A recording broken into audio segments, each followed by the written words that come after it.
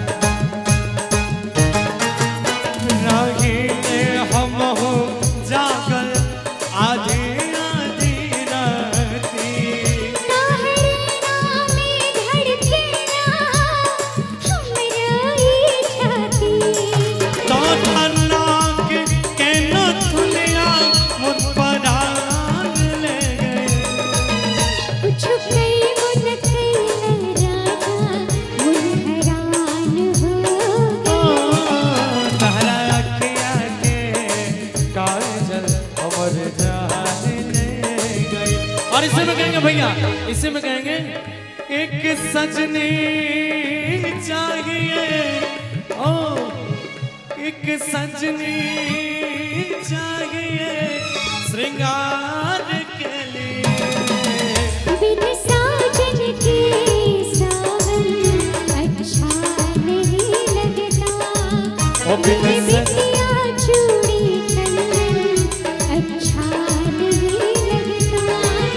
बिन साजन चाहिए प्यार के लिए, बिन सजनी के जीवन अच्छा नहीं लगता।